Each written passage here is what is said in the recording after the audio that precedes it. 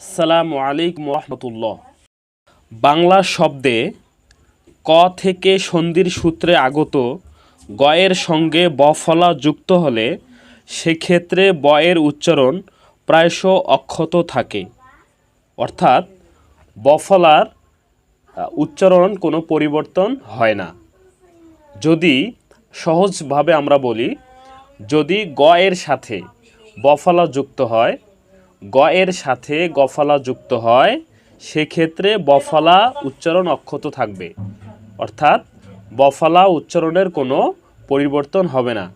চলুন আমরা দিক বিদিক, এখানে গয়ের সাথে বফলা যুক্ত হয়েছে, গয়ের সাথে বফলা যুক্ত হওয়ার কারণে এখানে বফলার উচ্চারণ অক্ষত রয়েছে।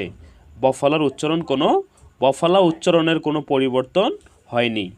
দিকবধূ, এখানে গয়ের সাথে বফলা যুক্ত হয়েছে, গয়ের সাথে বফলা যুক্ত হওয়ার কারণে এখানে বফলা উচ্চারণে অক্ষত রয়েছে। দিকবিসনা, দিকবসনা, এখানে গয়ের সাথে বফলা যুক্ত হয়েছে, গয়ের সাথে বফলা যুক্ত হওয়ার কারণে এখানে বফলা উচ্চারণের কোনো পরিবর্তন হয়নি।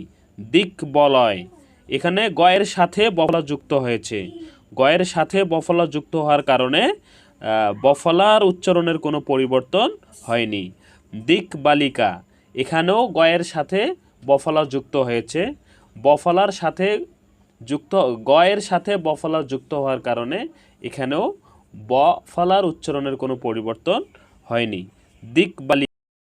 দিকজয়, এখানে গয়ের সাথে বফলা যুক্ত হয়েছে, গয়ের সাথে বফলা যুক্ত হওয়ার কারণে এখানেও বফলা উচ্চারণের কোনো পরিবর্তন হয়নি।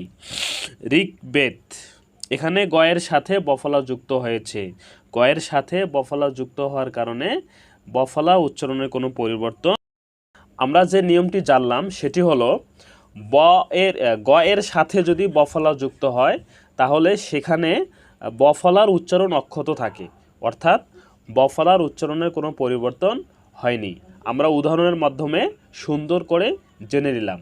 আপনাদের যদি কোনো প্রশ্ন থেকে থাকে তাহলে অবশ্যই কমেন্টস বক্সে জানিয়ে দিন, উত্তর দেওয়ার চেষ্টা করা হবে ইনশাআল্লাহ।